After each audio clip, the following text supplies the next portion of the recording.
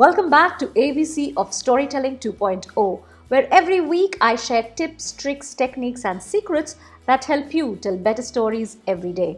This week we received a very interesting email with a very interesting question. And the question was, well, there are so many ABCs to consider. How do you apply all of them when crafting a story? For a non-storyteller, there's a lot of information out there. Well, I completely empathize with the sender, and this is my reply to that person. I said that, well, ABCs are out there for you to consume and understand and to apply one at a time. That's the reason why we are going one alphabet at a time. And I don't want you to get all overwhelmed or feeling the pressure to really apply all of them. So go slow. The idea is to keep all the checks and balances in place while handling a powerful tool like storytelling. But then if you have a very urgent task, a presentation or a project where you need to tell a story and you have very little time and you want to perfect it, you know where to reach me. Reach out to me and I would be very happy to offer you a complimentary story coaching hour so that you and your story are ready on time. This week we are on the letter O, and like every week we have 3 O's for you. So let's begin.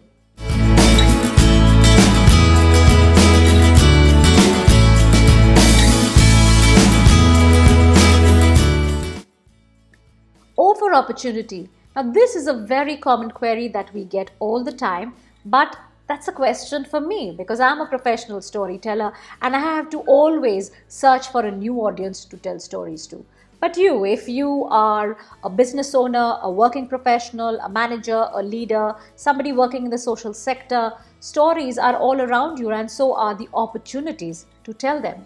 If you're a working professional, think of using stories in your presentations, in your decks, in your memos, in your communication, in your email, in your conversations with your colleague. If you're a leader, think of stories that you will use to talk to your team, of how to bring them on board and to connect with one another. If you're a business owner, think of stories and how you will use them to sell and market your products and your services. Think of your customers. What are the stories that you will tell them and what are the stories that you will extract from their experience of working with you or receiving and using your product or your service? If you are a corporate, use stories to onboard, to train, and to build a culture. Stories are best created while they are there within an organization, and you can always use stories and storytelling to archive them, to document them so that they become stories that future generation of employees will hear and listen and understand the milestones that your organization has covered.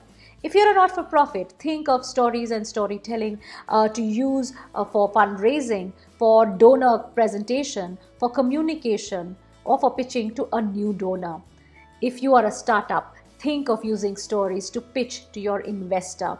Well, there are a sea of opportunities really out there. All you have to do is to pick the next one and get started.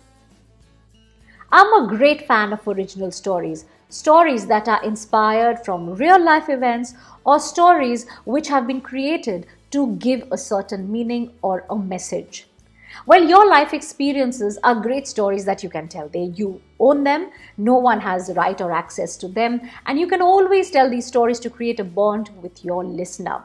It's also easy to go back to these stories because you can begin them anywhere you like and you don't have to really follow the rule book or follow the script of a story just because you've read it somewhere or you heard it somewhere from someone else.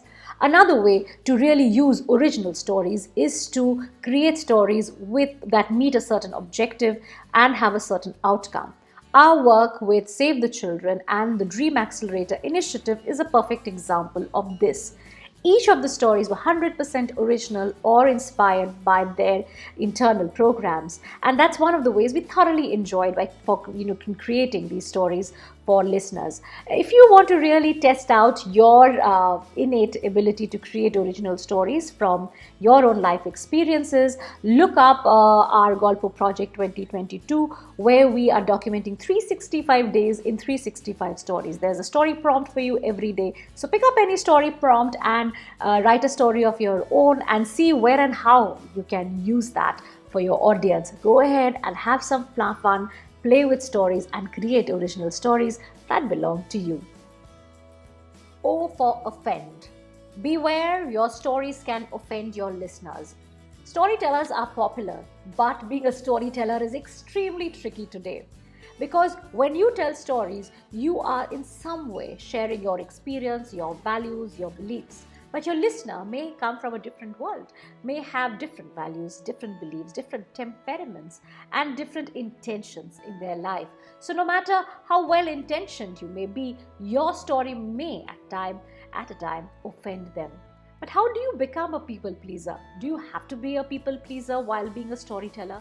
The answer to that, according to me, is no. You don't have to be a people pleaser.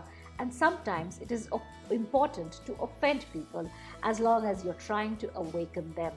It may ruffle some feathers, it may make people a bit uncomfortable, but trust me, it is all right. Beware, be aware, be careful of your surroundings, be aware of your listeners and their natural instincts to really shower you with flowers or with shoes and onions and tomatoes, but be the kind of storyteller who is ready to defend one story.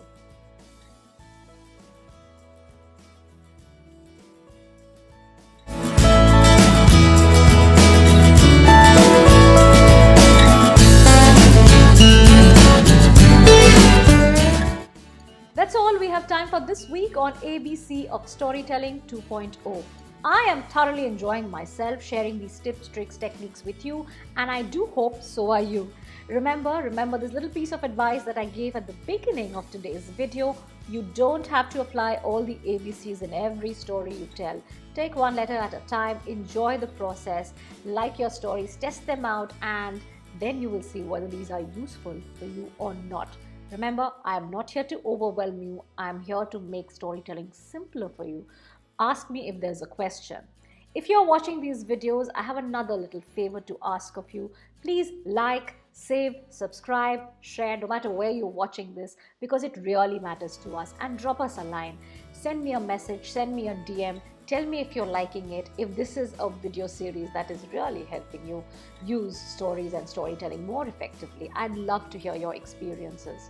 So until the next letter, until the next ABC, happy storytelling.